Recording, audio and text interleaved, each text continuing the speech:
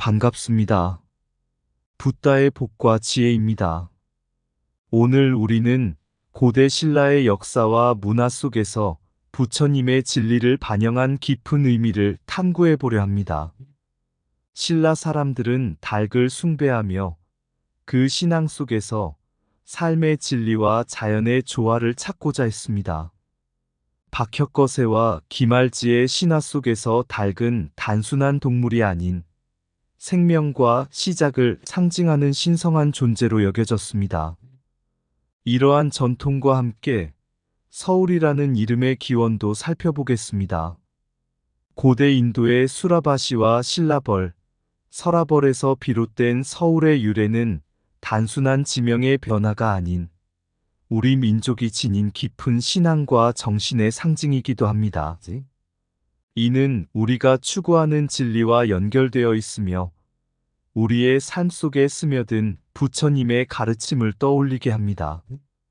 오늘의 이야기를 통해 우리 모두가 고대의 지혜와 신앙에서 배울 수 있는 진리를 마음에 새기고 부처님의 가르침을 따라 삶의 길을 밝혀 나갈 수 있기를 바랍니다. 자, 그럼 신라 사람들은 닭을 숭배했다. 그 역사속으로 함께 해볼까요? 아득한 옛날, 신라의 어느 마을에 한 노인이 살고 있었습니다.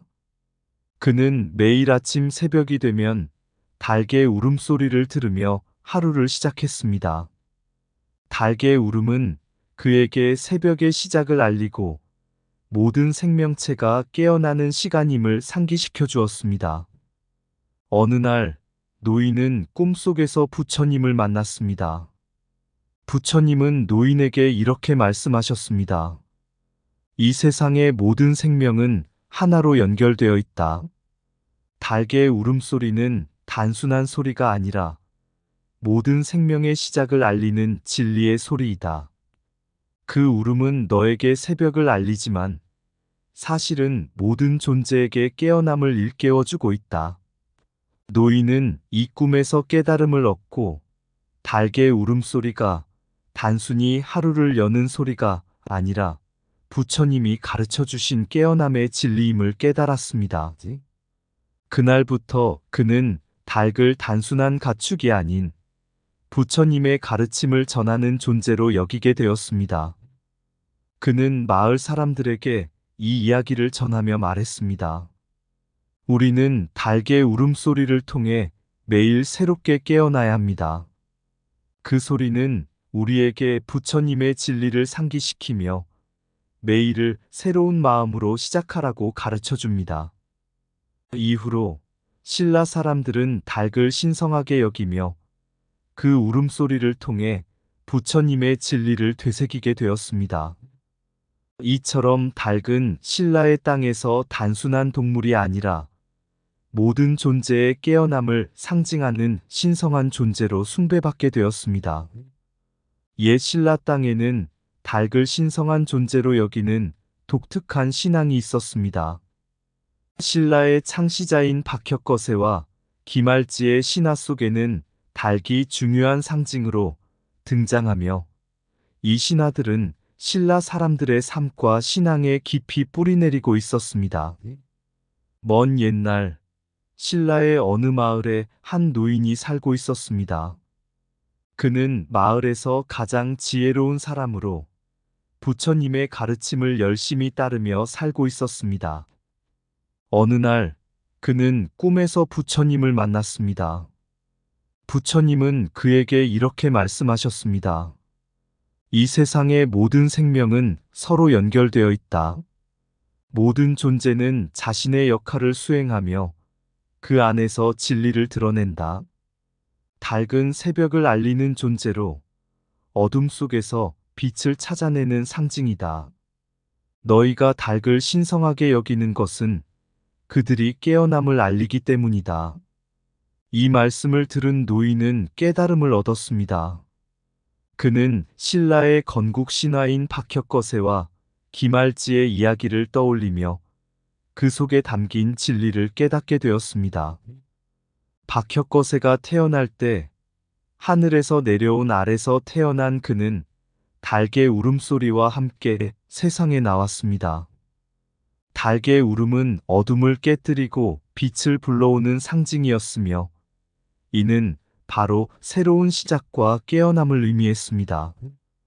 기말지도 마찬가지로 황금빛 닭이 발견한 알에서 태어났으며, 그 알은 신성한 출생과 새로운 생명의 시작을 상징했습니다. 노인은 이 신화 속에서 부처님의 진리를 발견했습니다. 그는 마을 사람들에게 이렇게 말했습니다. 닭은 단순한 동물이 아니라 새로운 시작과 깨어남의 상징입니다.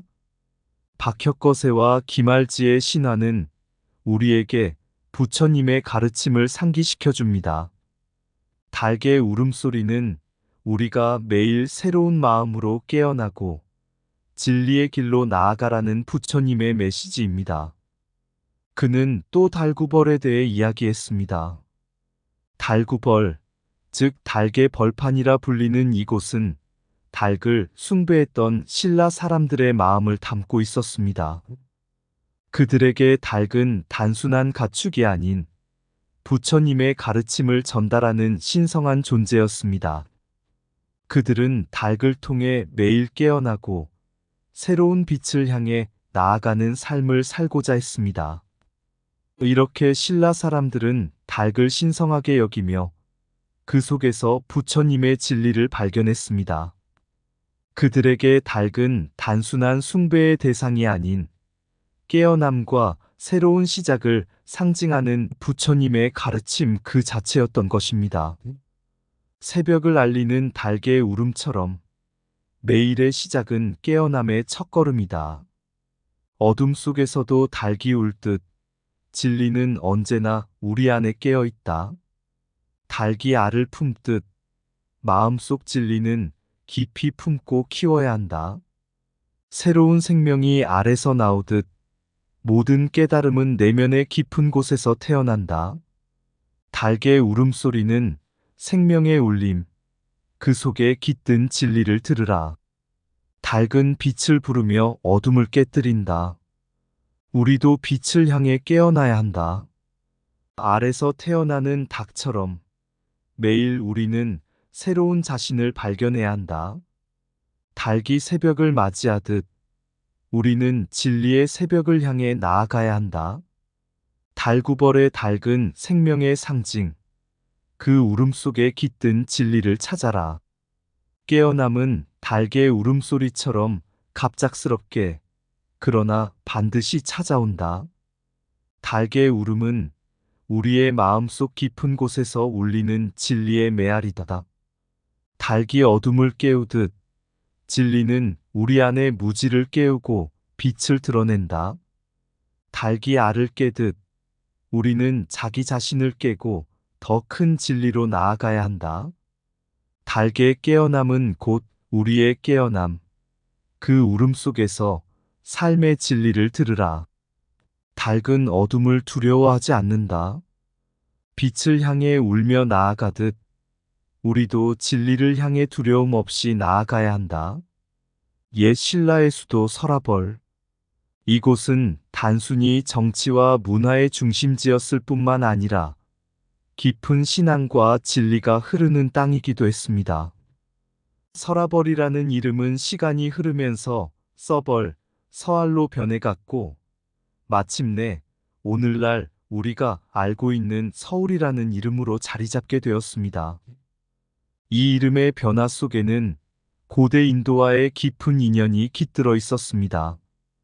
어느 날 신라의 한 학자가 오래된 불경을 연구하고 있었습니다. 그는 부처님의 가르침을 통해 세상의 이치를 깨닫고자 했습니다. 그러던 중 그는 인도의 한 고대 도시 이름인 수라바시를 발견하게 되었습니다.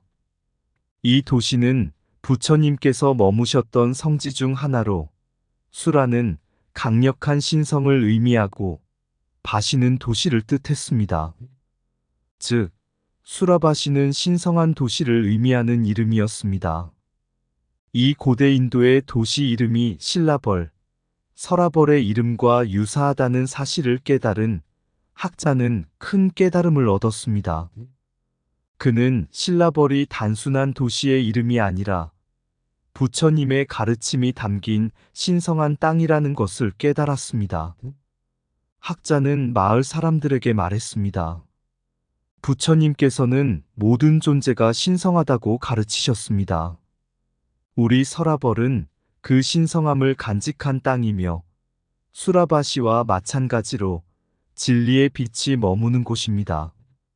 서라벌이라는 이름이 서벌, 서알, 그리고 마침내 서울로 변화해온 것은 이 땅이 끊임없이 변화하며 부처님의 진리를 따라왔다는 증거입니다.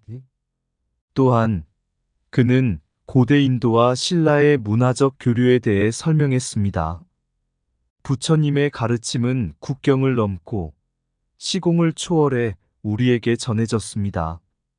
신라의 땅은 그 진리의 길을 따라 변화해왔고 오늘날의 서울로 이어졌습니다.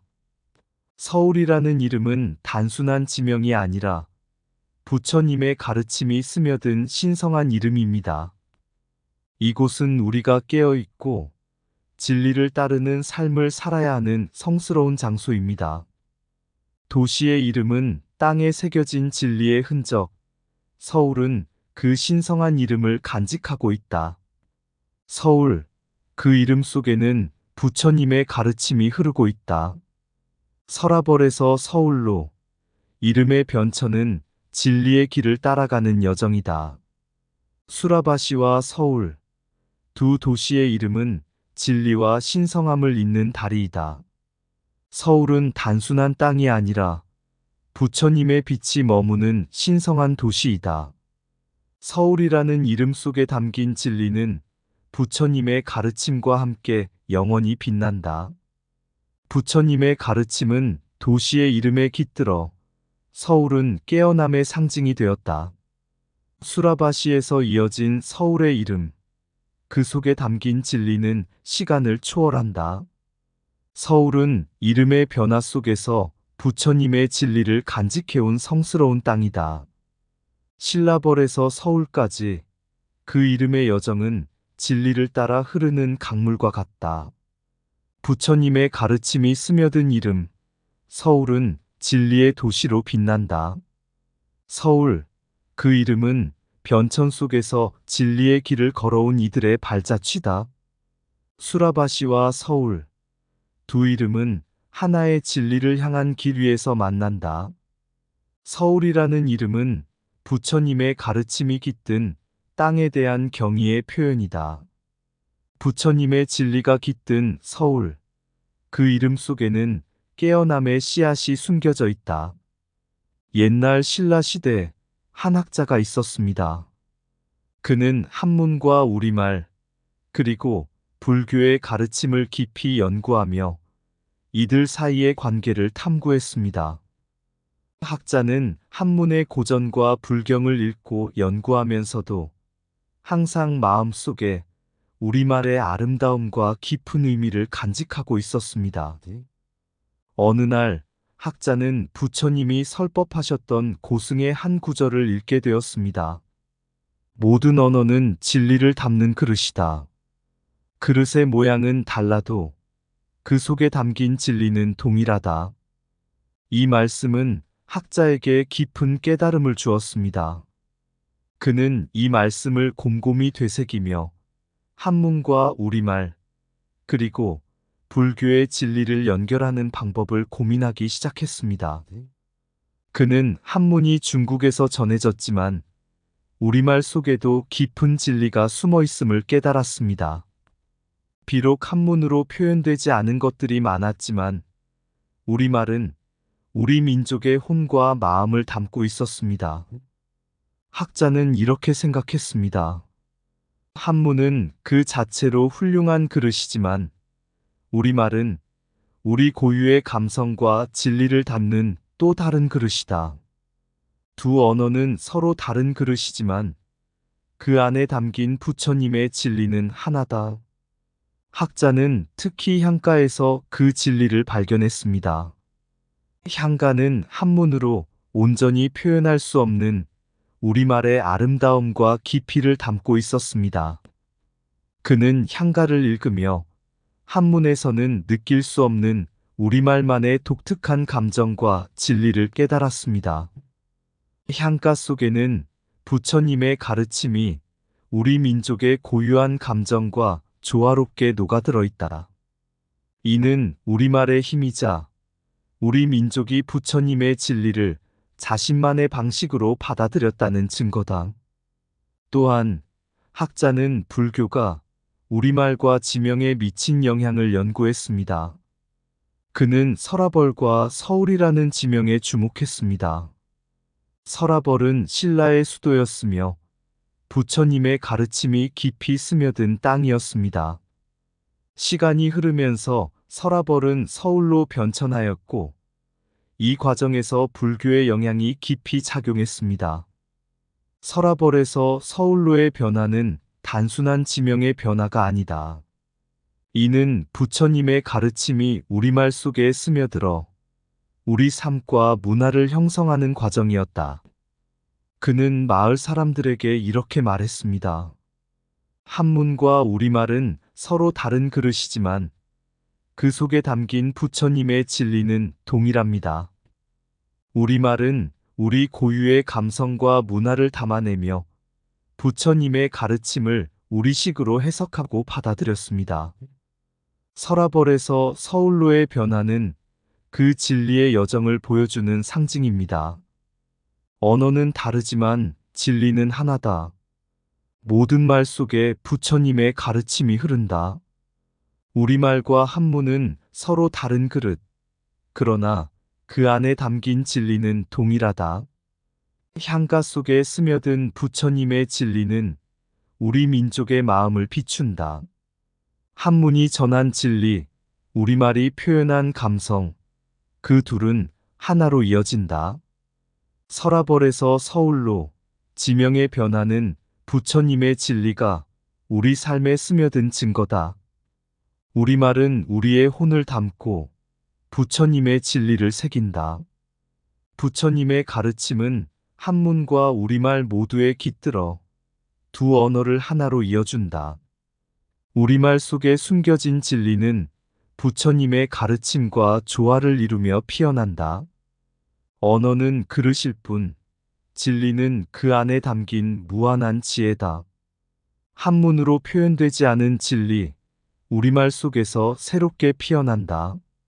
서라벌에서 서울로 이어진 이름의 변천, 그 속에 담긴 불교의 빛을 보라. 한문은 진리의 경전, 우리말은 그 진리를 담은 마음의 소리다. 우리말과 한문은 서로를 비추는 거울, 그 속에 부처님의 진리가 반영된다. 불교는 우리말 속에서 다시 태어나 우리 삶의 중심이 되었다. 진리는 언어를 넘어 우리 마음에 스며들며 서울이라는 이름으로 빛난다. 어느 날 한 신라의 수도사가 산속의 고요한 절에서 수행을 하고 있었습니다. 그는 부처님의 가르침을 깊이 깨우치고자 한문경전을 열심히 공부했지만 마음 한편에는 우리말로 표현되지 않는 진리에 대한 갈증이 있었습니다. 한문이 담고 있는 진리의 깊이에 감탄하면서도 그 진리를 우리말로 온전히 표현할 수 없다는 아쉬움이 그의 마음에 늘 남아 있었습니다. 수도사는 부처님께 기도하며 답을 찾고자 했습니다. 어느 날 밤, 그는 꿈속에서 부처님을 만났습니다. 부처님은 그에게 부드러운 미소를 지으며 이렇게 말씀하셨습니다. 진리는 언어를 초월하여 모든 존재의 마음 속에 깃들어 있다. 한문과 우리말은 그 진리를 담아내는 다양한 그릇일 뿐이다. 그릇의 모양은 다를지라도 그 안에 담긴 진리는 변하지 않는다. 부처님의 말씀에 수도사는 깊은 깨달음을 얻었습니다. 그는 비로소 한문과 우리말이 서로 다른 모양의 그릇이지만 그 안에 담긴 진리는 동일하다는 것을 이해하게 되었습니다. 그리하여 그는 우리말의 향가를 통해 한문으로는 표현되지 않는 감성과 진리를 찾기 시작했습니다. 향가 속에는 신라인들의 삶과 마음이 담겨 있었으며 그 속에 부처님의 가르침이 자연스럽게 녹아 있었습니다. 수도사는 한문 경전과 우리말 향가를 함께 읽으며 두 언어가 함께 어우러질 때 더 큰 깨달음에 이를 수 있음을 깨달았습니다. 그는 마침내 부처님의 가르침이 언어의 경계를 넘어 우리의 마음 속에서 빛나고 있음을 알게 되었습니다. 수도사는 산을 내려와 마을 사람들에게 이렇게 말했습니다. 한문은 우리에게 부처님의 깊은 지혜를 전해주고 우리말은 그 지혜를 우리의 삶 속에 스며들게 합니다. 서라벌에서 서울로 이어진 이름처럼 불교의 가르침은 우리 삶과 언어 속에서 새롭게 태어나고 있습니다. 중요한 것은 그 진리를 마음으로 깨닫고 언어를 넘어 그 진리를 살아가는 것입니다. 이 말을 들은 마을 사람들은 부처님의 가르침을 새로운 시각으로 바라보게 되었습니다.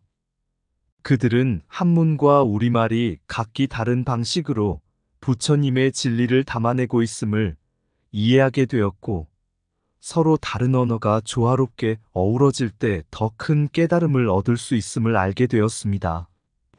이후 마을 사람들은 한문과 우리말을 함께 공부하며 그 속에서 부처님의 진리를 찾아갔습니다.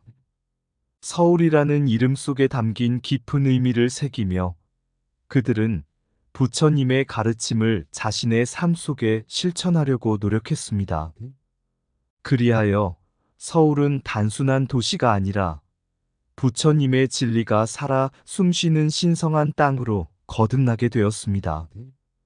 이 이야기는 한문과 우리말이 부처님의 가르침을 어떻게 서로 다른 방식으로 담아내고 있는지를 보여줍니다. 두 언어의 조화 속에서 부처님의 진리가 더욱 빛나고 그 진리가 우리의 삶 속에서 실현될 때 진정한 깨달음에 이를 수 있음을 강조하며 마무리합니다. 서라벌의 그날 깊은 산속에서 한 수도사 진리를 탐구하며 부처님의 가르침을 찾고 있네. 한문 경전 속에 숨겨진 빛, 우리말 속에 깃든 감동의 흐름, 서로 다른 그릇, 그 안에 담긴 진리. 부처님은 말씀하시네. 모든 언어는 단지 그릇일 뿐, 그릇의 모양은 달라도 진리는 동일하다. 향가의 선율, 한문 경전의 깊이, 서로 다른 길, 그 속에 담긴 하나의 진리, 서울의 이름 속에 스며든 부처님의 지혜. 지명과 언어의 변천 속에 부처님의 가르침이 녹아들어 우리 마음에 깊이 새겨지네. 서라벌에서 서울로 흐르는 강물, 그 속에는 부처님의 진리가 시간을 초월해 흐르고 있네. 우리말 속에 담긴 감성의 소리, 한문으로 표현되지 않는 진리, 모두 하나로 어우러져 빛을 발하네. 서로 다른 언어, 서로 다른 길, 그 속에서 찾은 진리는 부처님의 가르침과 함께 여기에 있네.